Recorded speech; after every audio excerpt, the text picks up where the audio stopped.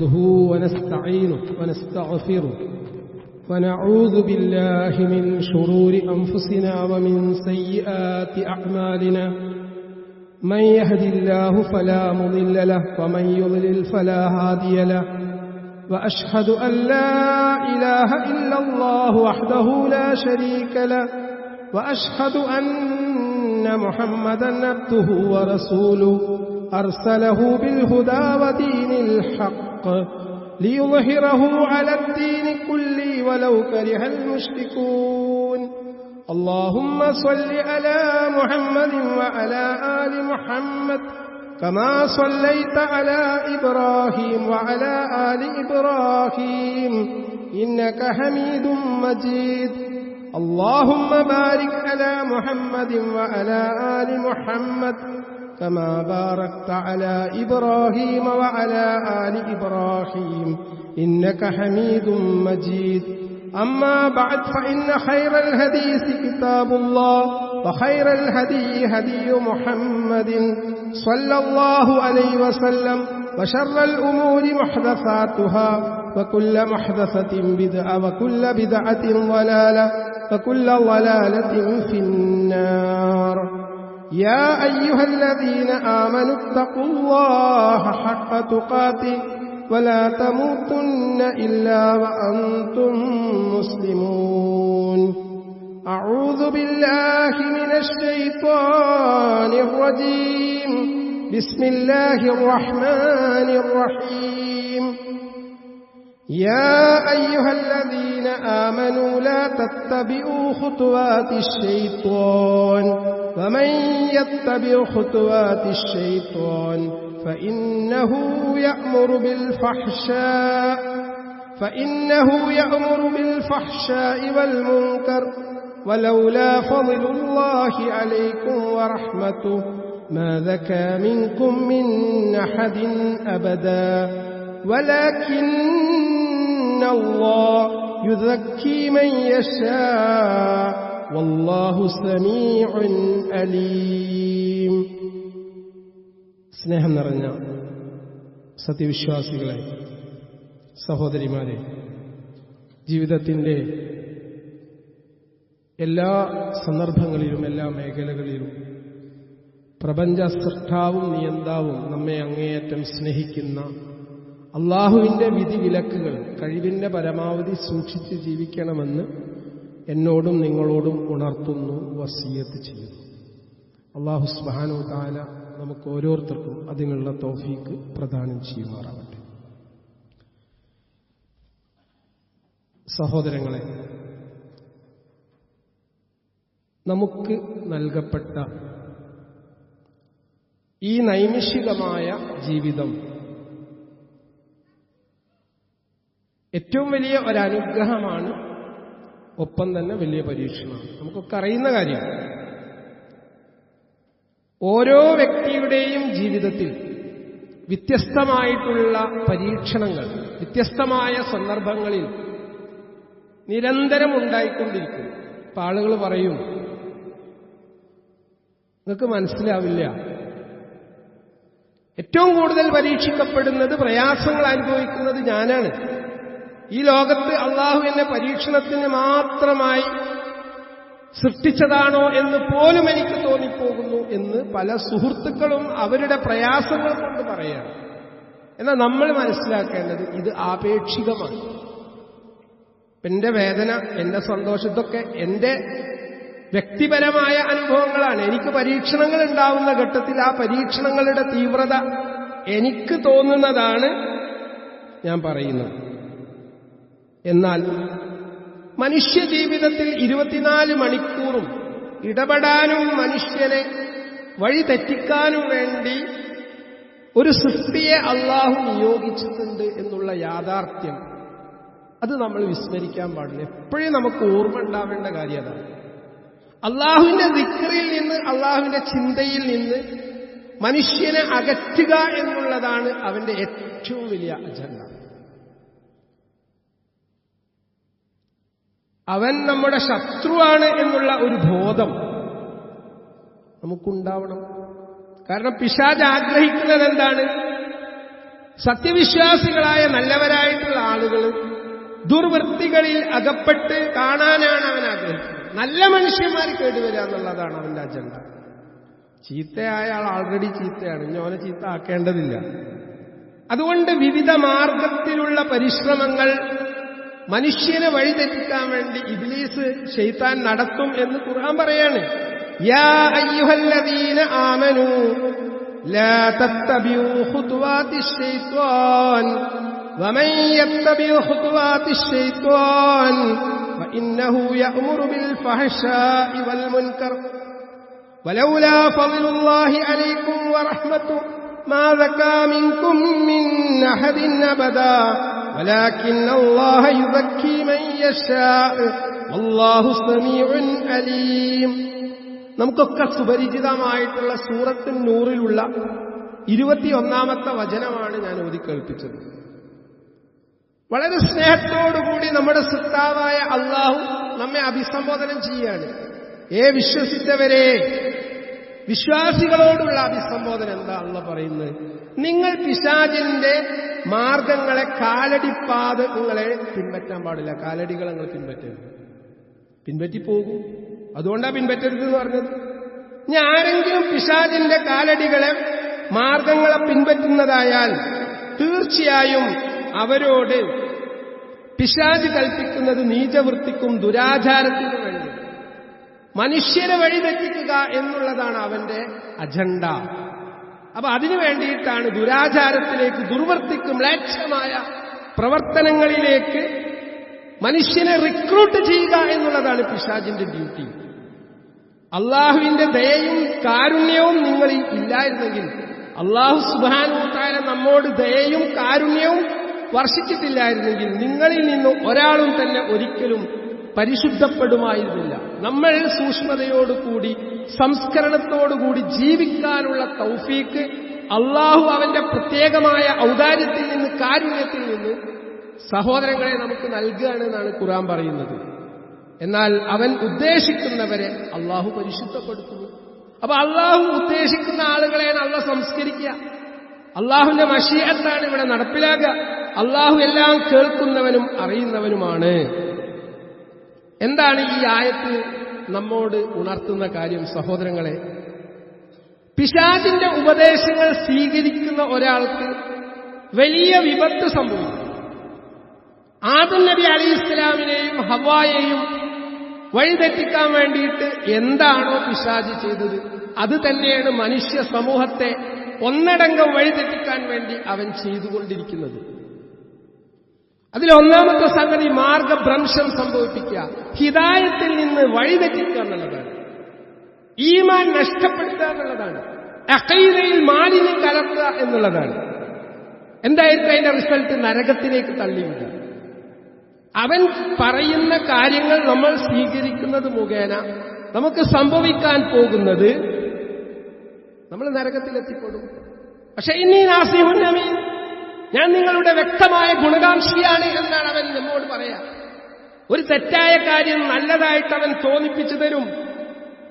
അതുകൊണ്ട് വിശ്വാസം തെറ്റിപ്പിക്കുന്ന അള്ളാഹുവിൽ പങ്കു ചേർക്കാൻ പിശാച് നമ്മെ പ്രേരിപ്പിച്ചുകൊണ്ടേയിരിക്കും. വിശ്വാസികളോടാണ് ഈ പറയുന്നത്.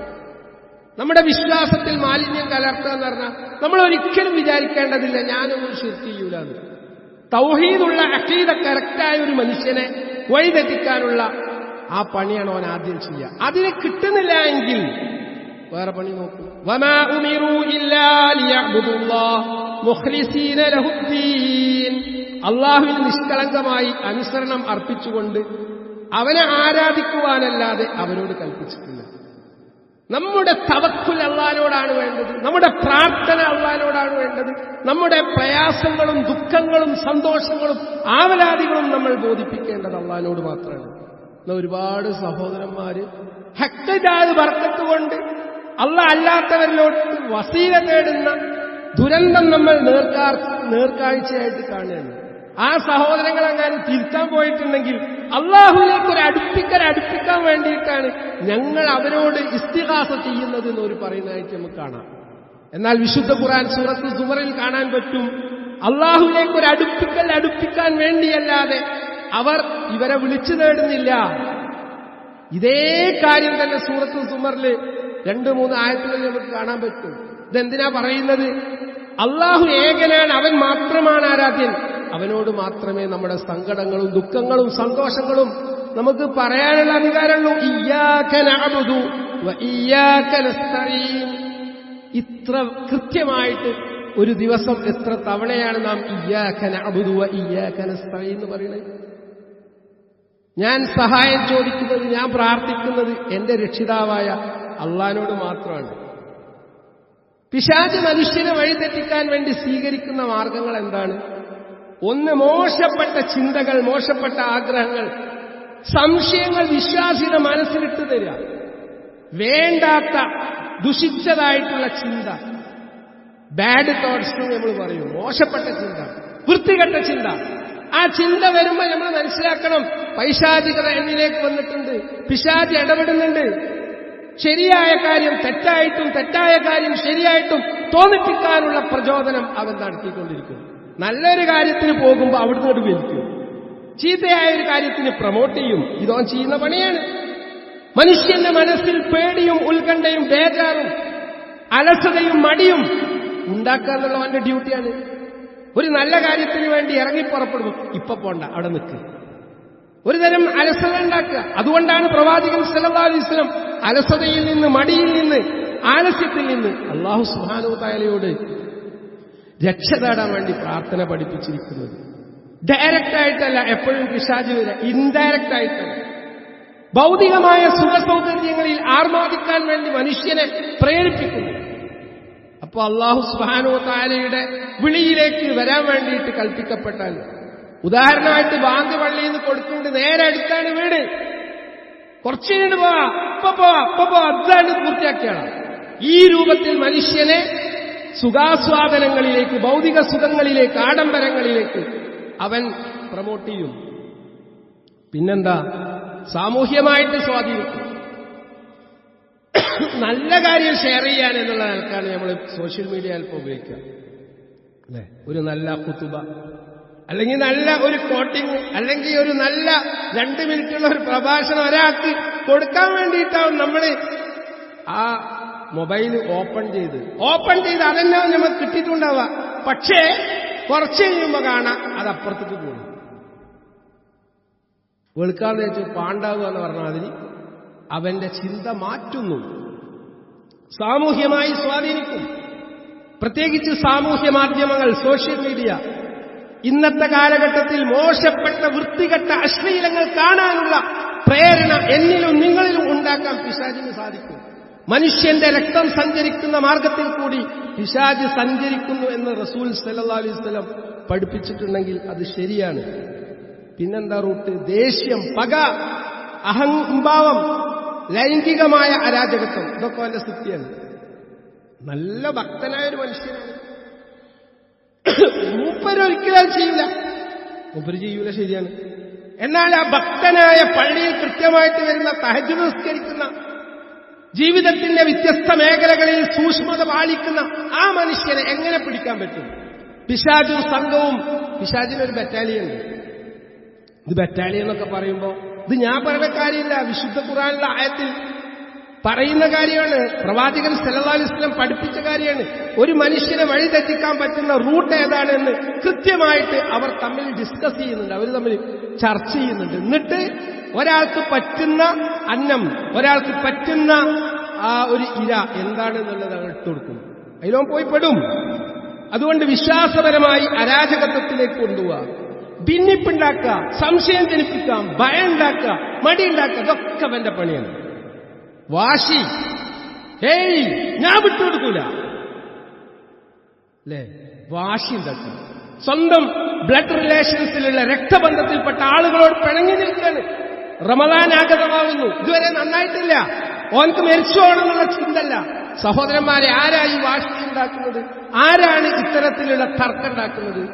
പിശാചു. ഇജ്ജ് നന്നാൻ പോണ്ട, ഇജ്ജ് നന്നാൻ പോയിട്ടുണ്ടെങ്കിൽ കുറഞ്ഞെടുക്കലാണ്. കോപം, അധാർമികത, വൻപാപങ്ങൾ, വ്യഭിചാരങ്ങൾ, കൊലപാതകങ്ങൾ സമൂഹത്തിൽ വർദ്ധിച്ചുകൊണ്ടിരിക്കുകയാണ്. ഇതൊക്കെ ഉണ്ടാക്കുന്ന ഹോൾസെയിൽ ഏജന്റ് ആരാണ്? പിശാചാണ്. അതുകൊണ്ടാണ് വിശുദ്ധ ഖുർആൻ നമ്മോട് ഉണർത്തുന്നത്, യാ അയ്യുഹല്ലദീന ആമനൂ ലാ തത്തബിഉ ഖുതുവാതിശ് ശൈത്താൻ. പിശാചിന്റെ കാലടികളെ നിങ്ങൾ പിൻപറ്റരുത്. അതവിടെ ഉണ്ട്. അപ്പൊ അവിടേക്ക് പോകരുത്.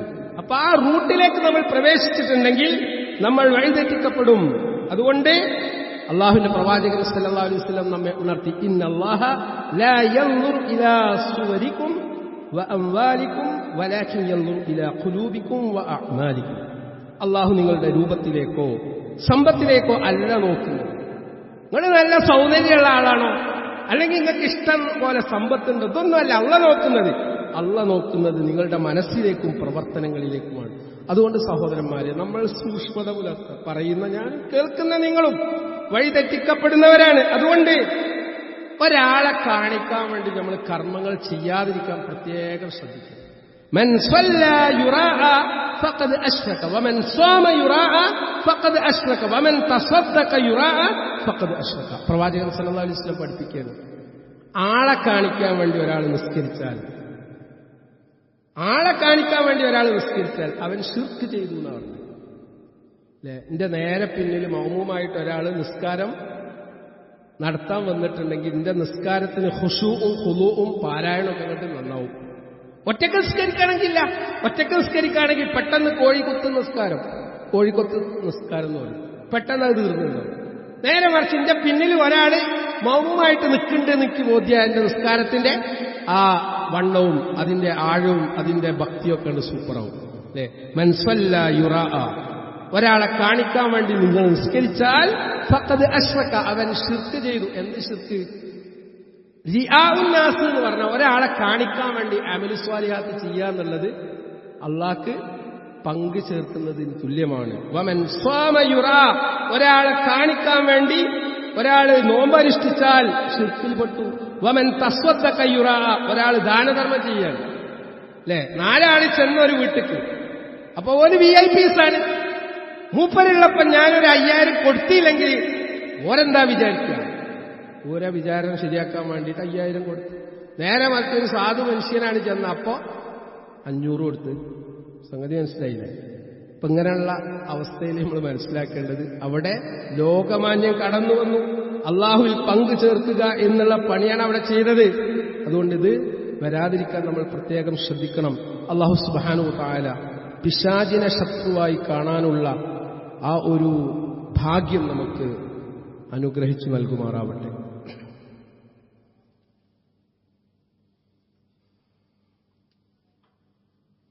അൽഹംദുലില്ലാഹി റബ്ബിൽ ആലമീൻ വസ്സലാത്തു വസ്സലാമു അലാ റസൂലില്ലാഹി വഅലാ ആലിഹി വഅസ്ഹാബിഹി അജ്മഈൻ.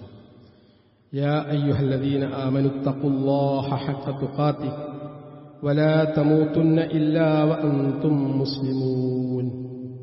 സ്നേഹം നിറഞ്ഞ വിശ്വാസികളെ, അള്ളാഹിനെ സൂക്ഷിച്ച് ജീവിക്കണമെന്ന് ഒരിക്കൽ കൂടി ഉണർത്തുകയാണ്, വസിയത്ത് ചെയ്യാം. ഇന്ന് എൻ്റെ ജീവിതത്തിലുണ്ടായ ഒരനുഭവം ഞങ്ങളോട് പറയാം. എൻ്റെ അയൽവാസിയായിട്ടുള്ള ഒരു സഹോദരനെ, അദ്ദേഹത്തിൻ്റെ രോഗം കാണാൻ വേണ്ടിയിട്ട് ഞാൻ പോവാണ്. അദ്ദേഹത്തിൻ്റെ അടുത്ത് ചെന്നപ്പോൾ അദ്ദേഹത്തിന് വലിയ ആശ്വാസവും സന്തോഷവും ഉണ്ടായി. കുറേ ദിവസങ്ങളായി ഹോസ്പിറ്റലിൽ പല രൂപത്തിലുള്ള ചികിത്സകൾ നടത്തി. രാത്രി സമയമാവുമ്പോൾ ഓക്സിജന്റെ മാസ്ക് ധരിച്ചിട്ടാണ് മൂപ്പര് ഉറങ്ങുന്നത്. ഡോക്ടറുടെ പ്രത്യേകമായ നിർദ്ദേശം, അതില്ല എങ്കിൽ പ്രയാസങ്ങൾ. അദ്ദേഹം അനുഭവിച്ച സങ്കീർണമായ പ്രശ്നങ്ങളെ സംബന്ധിച്ച് എന്റെ മുമ്പിൽ ആശ്വാസം ലഭിക്കാൻ വേണ്ടിയിട്ട് അത് നിരത്തുമ്പോൾ ഞാൻ ആലോചിച്ചത്, പഠിച്ചവനെ അല്ലാഹുവേ, എന്തെല്ലാം അനുഗ്രഹങ്ങളാണ് ഓരോ ദിവസവും ഞാൻ നിങ്ങളും ആസ്വദിക്കുന്നത്. അതിനൊരു അൽഹംദുലില്ലാഹ്, സുബ്ഹാനല്ലാഹ്, ലാ ഇലാഹ ഇല്ലല്ലാഹ്, അല്ലാഹു അക്ബർ എന്ന് പറയാൻ നമുക്ക് മടിയാണ്. ആ സഹോദരനോട് പറയാണ്, ഒരു 4-5 ഹോസ്പിറ്റലിൽ ഞാൻ മാറി ദേഹാസ്വസ്ഥ ഉണ്ടായപ്പോ, ഹൃദയ സംബന്ധമായ വേദന ഉണ്ടായപ്പോ, രോഗം എന്ത് എന്ന് കൃത്യമായി മനസ്സിലാക്കാൻ കഴിയാതെ പോയപ്പോ ഒരു 4-5 ലക്ഷം രൂപ 4-5 ഹോസ്പിറ്റലിൽ കയറി ഇറങ്ങിയപ്പോ എന്റേത് ഒരു മാസത്തിനുള്ളിൽ ചെലവായിട്ടുണ്ട്. ഇത് നമ്മൾ ചിന്തിക്കേണ്ട കാര്യമാണ്. എന്നിട്ടും സമാധാനം കിട്ടാത്ത അവസ്ഥ. നമുക്ക് അല്ലാഹു സുബ്ഹാനഹു വ തആല ആഫിയത്ത് തന്നിട്ടുണ്ട്, ഇസ്സത്ത് തന്നിട്ടുണ്ട്, ബർക്കത്ത് തന്നിട്ടുണ്ട്, അസംഖ്യം അനുഗ്രഹങ്ങൾ നൽകിക്കൊണ്ടേയിരിക്കുന്നുണ്ട്. പക്ഷെ അതിന് ശുക്ർ കാണിക്കാൻ, നന്ദി കാണിക്കാൻ നമുക്ക് നേരമില്ല. 5 നേരം കൃത്യമായി നിസ്കരിക്കാൻ വിളിച്ചാൽ അപ്പോ നിഷേധിയായിട്ട് മാറണം. ജി പോയിക്കോ, ജി നന്നായിക്കോ, എനിക്ക് സമയമായിട്ടില്ല. ഒരു മനുഷ്യന്റെ ജീവിതത്തിലെ, വിശ്വാസിയുടെ ജീവിതത്തിലെ പ്രഥമമായ ഡ്യൂട്ടി നിസ്കാരാണ്. അഖിമിസ് സ്വലാത ലിദിക്രി, എന്നെ സ്മരിക്കാൻ വേണ്ടി നിങ്ങൾ നിസ്കാരം നിലനിർത്തുക. നാളെ പരലോകത്തെത്തുമ്പോൾ ആദ്യമായിട്ട് ചോദ്യം ചെയ്യപ്പെടുന്ന കർമ്മം നിസ്കാരാണ്. സഹോദരന്മാരെ, നമ്മൾ നിസ്കരിക്കുന്നുണ്ടോ? ഇപ്പം നമ്മൾ കൃത്യമായി 5 നേരം നിസ്കരിച്ച അള്ളാഹ്ക്ക് എന്താ കിട്ടുക? നിങ്ങൾ ചിന്തിച്ചിട്ടുണ്ടോ? അള്ളാഹ്ക്ക് എന്തെങ്കിലും കിട്ടുമോ? ഒരാൾ ഹിദായത്തിലാവുന്നത് അയാളുടെ നന്മയ്ക്ക് വേണ്ടി തന്നെയാണ് എന്ന് ഖുർആൻ പറയുന്നു. അള്ളാഹ്ക്ക് നിങ്ങളുടെ ഔദാര്യം ആവശ്യമില്ല. അള്ളാഹ്ക്ക് എന്റെയും നിങ്ങളുടെയും നിസ്കാരം ആവശ്യമില്ല. ഞാൻ നിസ്കരിച്ചിട്ടുണ്ടെങ്കിൽ അതെന്റെ നന്മയ്ക്ക് വേണ്ടി തന്നെയാണ് ഞാൻ നിർവഹിക്കുന്നത്. ആ ഒരു ബോധം നമുക്ക് വേണം. എത്ര വലിയ അഹങ്കാരിയാണെങ്കിലും, എത്ര വലിയ ധനാഠ്യനാണെങ്കിലും, എത്ര വലിയ സുഗാഡംബരങ്ങളിൽ ജീവിച്ച വ്യക്തിയാണെങ്കിലും 3 അടി മണ്ണിലേക്ക് നമ്മളൊക്കെ കൊണ്ടുപോയി വെക്കും. ആ 3 തുണിക്കഷ്ണങ്ങളിൽ പൊതിഞ്ഞുകൊണ്ട് അവിടെ കൊണ്ടുപോയി വെക്കും. 3 ദിവസം കഴിഞ്ഞിട്ടുണ്ടെങ്കിൽ നമ്മുടെ ശരീരത്തിന്റെ അവസ്ഥ മാറും. നമ്മൾ ചെയ്ത അമൽ സ്വാലിഹാത്ത് മാത്രമായിരിക്കും നമ്മുടെ കൂടെ ഉണ്ടാവുക. അതുകൊണ്ട് ജീവിച്ചിരിക്കുന്ന സമയത്ത് നന്മയിൽ മുന്നേറാനുള്ള പരിശ്രമം ബോധപൂർവം നമ്മൾ നടത്തിയാൽ അതിന്റെ റിസൾട്ട് നാളെ സ്വർഗത്തിലെത്താൻ നമ്മളെ സഹായിക്കും. റമളാൻ കടന്നു വരികയാണ്. തെറ്റുകളിൽ നീങ്ങിക്കൊണ്ടിരിക്കുന്ന മനുഷ്യന് അള്ളാഹു നൽകുന്ന ഏറ്റവും വലിയ ഒരു അവസരമാണ് റമളാൻ. മാനസികമായിട്ട് നമ്മൾ ഒരുങ്ങേണ്ടതുണ്ട് റമളാനിനെ സ്വീകരിക്കാൻ. റമളാൻ എന്നുള്ളത് അല്ലാഹു സുബ്ഹാനഹു വ തആല ഒരു വിശ്വാസിക്ക് നൽകുന്ന ഏറ്റവും വലിയ അവസരമാണ്. കഴിഞ്ഞ റമളാനിൽ നമ്മോടൊപ്പം ജീവിച്ച് സംസാരിച്ച് തമാശ പറഞ്ഞ ഒരുപാട് സഹോദരങ്ങൾ മരണമടഞ്ഞു. ഒരിക്കൽ ഈ റമളാനിൽ ജീവിക്കാനുള്ള തൗഫീഖ് അല്ലാഹു നൽകിയിട്ടില്ല. നമുക്ക് നൽകുമോ എന്ന് നമുക്കറിയില്ല. അതുകൊണ്ട് തൗഫീഖിന് വേണ്ടി ആത്മാർത്ഥമായി നമ്മൾ ദുആ ചെയ്യണം. തൗഫീഖ് അല്ലാഹു തരുന്നതാണ്, ഒരാളുടെ പ്രത്യേക ദറജ കൊണ്ട് കിട്ടുന്നതല്ല. അതുകൊണ്ട് ഇനിയുള്ള നമസ്കാരത്തിന്റെ സന്ദർഭങ്ങളിലും തഹജ്ജുദിലൊക്കെ നമ്മൾ ആത്മാർത്ഥമായി ദുആ ചെയ്യേണ്ടതുണ്ട്. അല്ലാഹുവേ, റമളാനിൽ ജീവിക്കാനും നോമ്പുകൾ മുഴുവൻ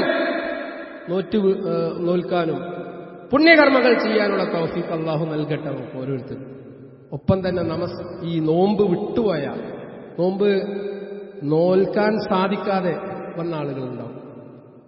രോഗം കൊണ്ട്, അല്ലെങ്കിൽ സ്ത്രീകളെ സംബന്ധിച്ചിടത്തോളം മെൻസ്ട്രേഷൻ കാരണമൊന്നും അവർക്ക് 5, 6, 7 നോമ്പൊക്കെ നഷ്ടപ്പെട്ടില്ല. അവർക്ക് ഒരു നോറ്റ് വീട്ടണം. അത് ഫർളായ കർമ്മമാണ്. അതിൽ ഉപേക്ഷ വരുത്താൻ പാടില്ല. ആരാധനകൾ അള്ളാഹു കൽപ്പിച്ചിരിക്കുന്നത് നമ്മുടെ സ്വർഗം നമുക്ക് കിട്ടാൻ വേണ്ടിയിട്ടാണ്. അതുകൊണ്ട് ആ ഒരു ബോധം സഹോദരങ്ങളെ നമുക്കൊക്കെ വേണം. ഇസ്ലാമികമായിട്ടുള്ള കാര്യങ്ങൾ എപ്പോഴും മക്കളോട് നമ്മൾ ഉപദേശിക്കണം. നമ്മുടെ കുടുംബത്തെ ഇസ്ലാമിക സംസ്കാരത്തിൽ വളർത്താൻ വേണ്ടി നമ്മൾ ദുആ ചെയ്യണം. തൗഫീഖ് അല്ലാഹു തരണമെങ്കിൽ നമ്മൾ ദുആ ചെയ്തുകൊണ്ടിരിക്കണം. മക്കൾ കേടുവന്നുകൊണ്ടിരിക്കുകയാണ്. വൃത്തികെട്ട ആഭാസങ്ങളിലേക്ക് മക്കൾ പോയിക്കൊണ്ടിരിക്കുകയാണ്.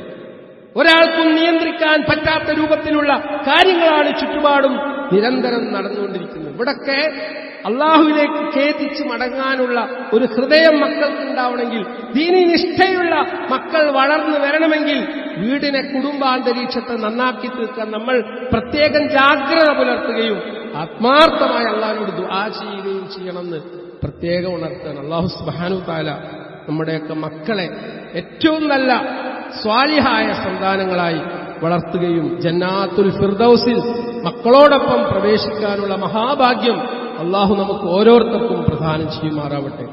പാപങ്ങൾ ചെയ്ത പാപികളാണ് നമ്മൾ ഓരോരുത്തരും. അല്ലാഹു സുബ്ഹാനഹു തആല നമ്മൾ ചെയ്തു പോയിട്ടുള്ള എല്ലാ തെറ്റുകളും പാപങ്ങളും അവന്റെ കൃപ കൊണ്ട്, അവന്റെ കാരുണ്യം കൊണ്ട് നമുക്ക് പുറത്തു തരുമാറാവട്ടെ. അല്ലാഹുമ്മ ഗ്ഫിർ ലിൽ മുഅ്മിനീന വൽ മുഅ്മിനാത്ത് വൽ മുസ്ലിമീന വൽ മുസ്ലിമാത്ത് അൽ അഹ്യാഅ മിൻഹും വൽ അംവാത്ത് ഇന്നക മുജീബുദ് ദഅവാതി യാ ഖാദിയൽ ഹജാത്ത്. توفنا مسلما وألحقنا بالصالحين اللهم أجرنا من النار اللهم أجرنا من النار اللهم أجرنا من النار ربنا ظلمنا أنفسنا وإن لم تغفر لنا وترحمنا لنكونن من الخاسرين ربنا تقبل منا إنك أنت السميع العليم وتب علينا إنك أنت التواب الرحيم وصلى الله على محمد وعلى آله وأصحابه أجمعين.